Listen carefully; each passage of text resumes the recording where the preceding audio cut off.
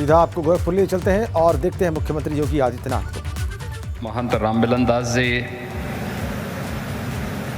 और अन्य सभी पूज्य संतों के साथ ही इस सभागार में उपस्थित हमारे यहाँ के लोकप्रिय जनप्रतिनिधिगण, यहाँ के लोकप्रिय सांसद भी हैं, यहाँ के विधायकगण हैं, अन्य सम्मानित जनप्रतिनिधिगण हैं, विद्वज्जन हैं, गोरखपीठ के भक्तगण हैं और महाराणा प्रताप शिक्षा परिषद से संबद्ध विभिन्न शिक्षण प्रशिक्षण संस्थाओं के सभी प्राचार्य आचार्यगण,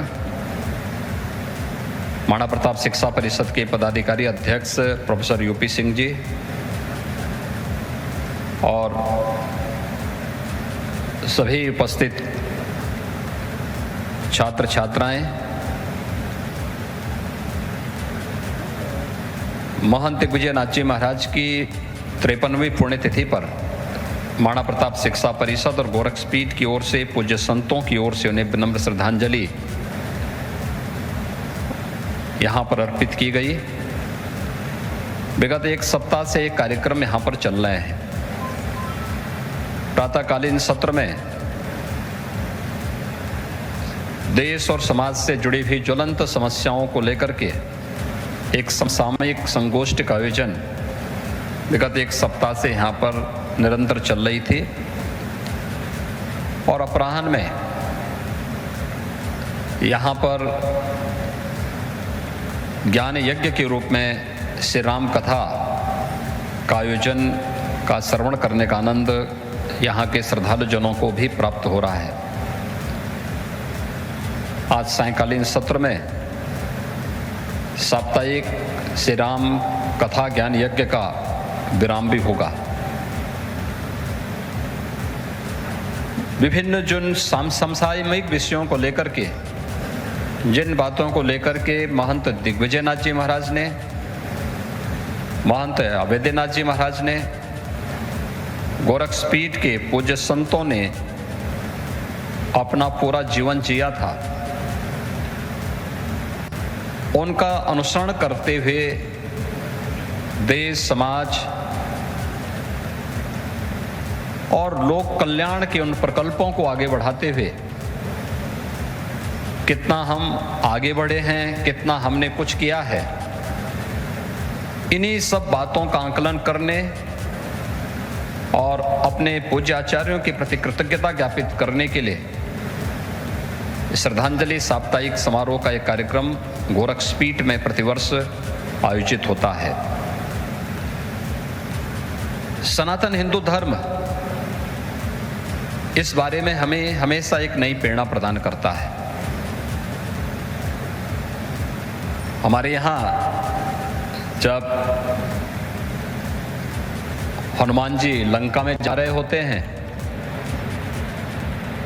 तो उनसे मेनाक पर्वत के द्वारा जो प्रश्न पूछा जाता है वह सनातन धर्म की ही परिभाषा पूछी जाती है कि आखिर सनातन धर्म है क्या। और उस समय उन्होंने बहुत सहजता के साथ एक बात कही थी कि किसी के द्वारा अगर आपके लिए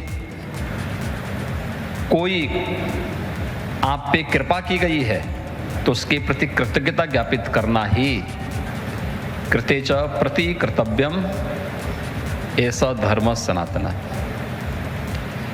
यानी सनातन धर्म किसी के द्वारा आप पर की गई कोई कृपा और उस कृपा के लिए कृतज्ञता ज्ञापित करना, यह सनातन धर्म का पहला लक्षण।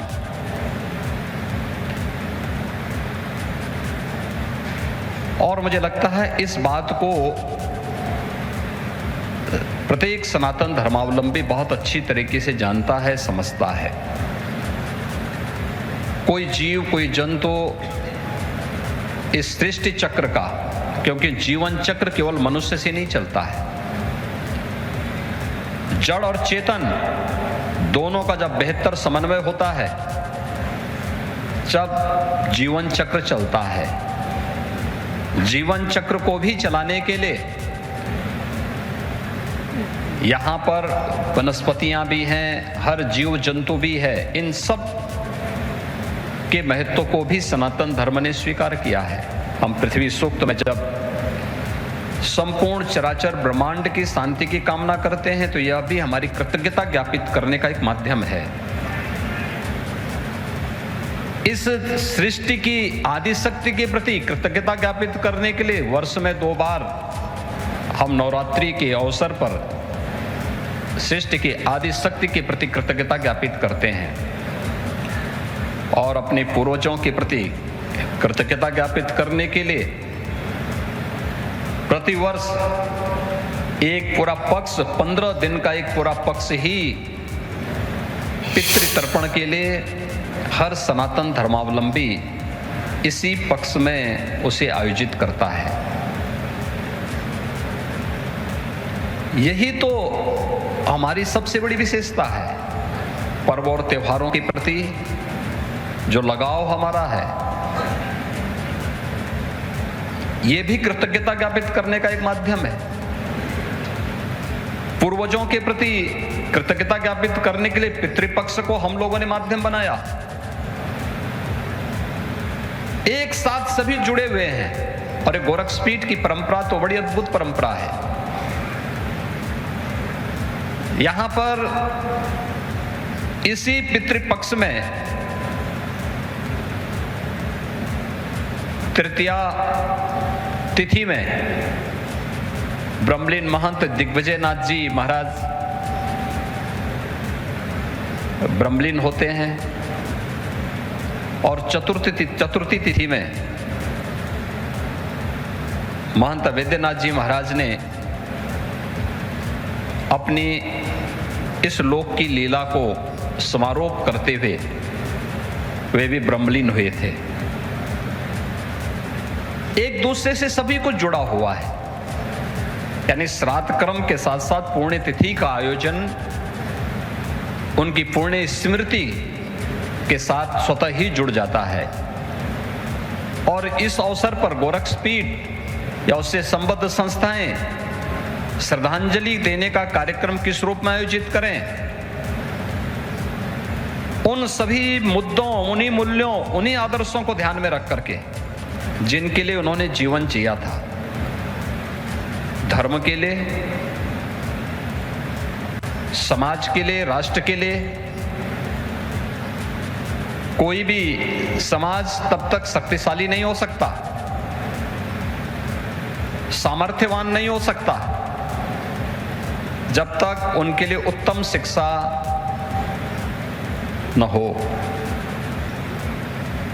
कोई समाज तब तक स्वस्थ नहीं हो सकता जब तक आरोग्यता प्राप्त करने के लिए उस प्रकार के अवसर उनके सामने न हो। गोरक्षपीठ की परंपरा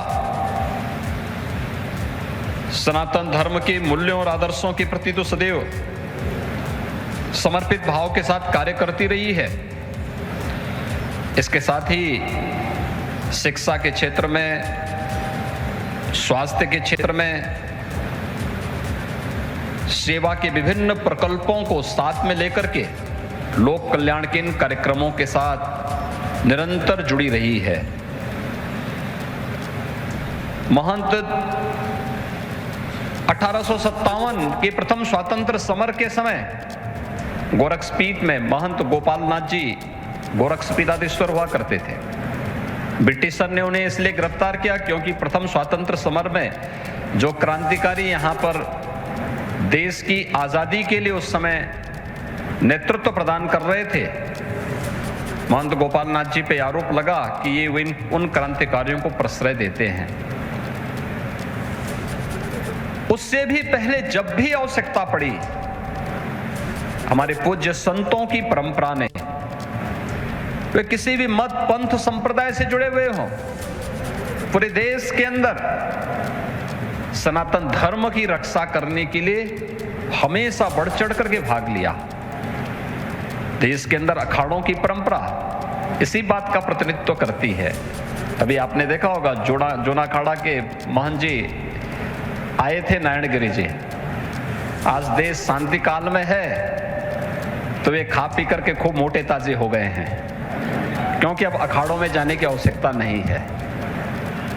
लेकिन जब राष्ट्र और धर्म के सामने कोई समस्या पैदा होती थी तो यही लोग शस्त्र और शास्त्र दोनों का संधान करने के लिए यही परंपरा अपने आप को समर्पित करती थी और यही भारत की परंपरा है। बेहतर समन्वय कैसे होना है, यह भारत की संतों की परंपरा सदैव प्रत्येक भारतवासी को इस बात की प्रेरणा देती रही है। आज से नहीं, हजारों वर्षों की विरासत है। नैमिषारण्य से स्वामी विद्या चैतन्य जी यहाँ आए हैं। स्वामी विद्या चैतन्य जी नैमिषारण्य भारत की वैदिक परंपरा को पूरा लिपिबद्ध करने की जो धरती है वह है नैमिषारण्य। नैमिषारण्य में आज की पीढ़ी भूलती जा रही है,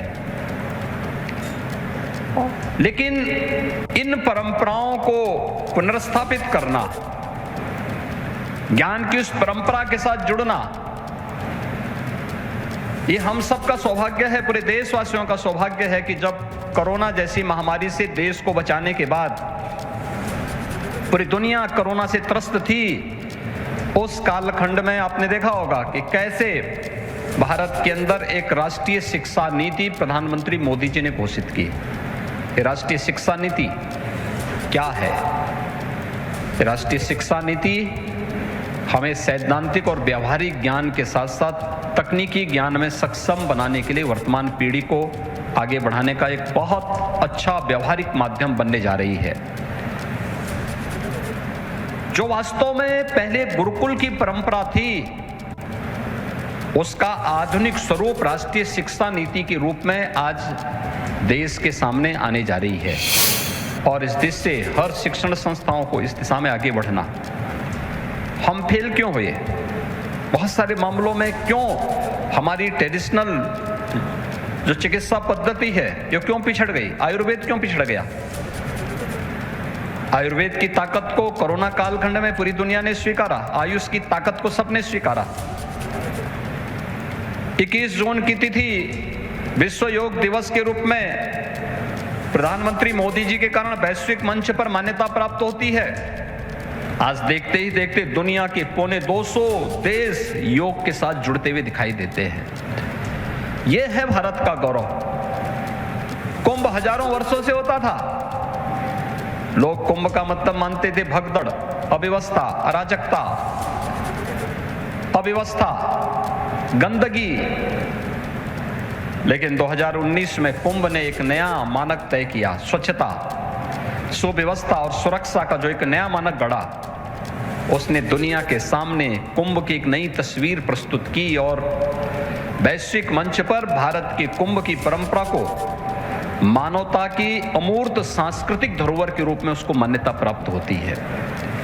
ऐसे ही उन कार्यक्रमों को हम कैसे आगे बढ़ा सकते हैं? हमारी कमी क्या?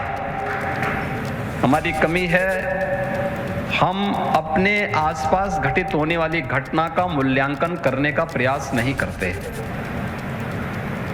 हर एक चीज को अपनी बुद्धि और सामर्थ्य से कमतर आंकने का जो हमारा प्रयास होता है वही हमें फेल कर देता है। अपनी सफलता को हम स्वयं की सफलता मान लेते हैं, स्वयं का पुरुषार्थ मान लेते हैं। व्यक्ति की सफलता हो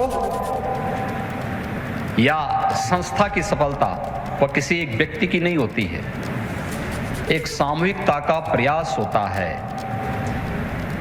एक भवन तब बनता है केवल इंजीनियर के द्वारा नक्शा देने से, आर्किटेक्ट के द्वारा उस प्रकार की वास्तु देने से इमारत नहीं बन सकती, या मटेरियल इकट्ठा कर देने से भी इमारत नहीं बन सकती, या केवल राजमिस्त्री आप खड़ा कर देंगे तब भी इमारत नहीं बन सकती है। इन सब का जब सामूहिक प्रयास होगा, सब मिलेंगे, तब भव्य इमारत खड़ी होती है। और वो भव्य इमारत ही सफलता कि जिस कहानी को कहता है, भले ही श्रेय कोई एक व्यक्ति ले ले, लेकिन उस श्रेय के पीछे पूरी टीम होती है, एक एक व्यक्ति का योगदान होता है। भवन का निर्माण होने पर पानी डालने वाला भी उसका उतना ही हिस्सेदार होता है। क्योंकि सेतुबंध के निर्माण में गिलहरी का भी उतना ही महत्व था जितना बड़े बड़े बंदर और भालुओं का था, जिन्होंने सेतुबंध के लिए बड़ी बड़ी शिलाएं ला करके वहां पर सेतुबंध के निर्माण में अपना योगदान दिया था। ऐसे ही हम लोग हमेशा उसको नजरअंदाज करने का प्रयास करते हैं और हम क्या करते हैं, डाटा कलेक्शन नहीं कर पाते। ये हमारी एक सबसे बड़ी बुराई है, हमारे पास कोई डाटा कलेक्शन नहीं होता। ये डाटा कलेक्शन हर एक स्तर पर हो सकता है, विद्यार्थियों के स्तर पर हो सकता है, समय के स्तर पर हो सकता है, पाठ्यक्रम के स्तर पर हो सकता है, या किसी भी अन्य स्तर पर हो सकता है। हर एक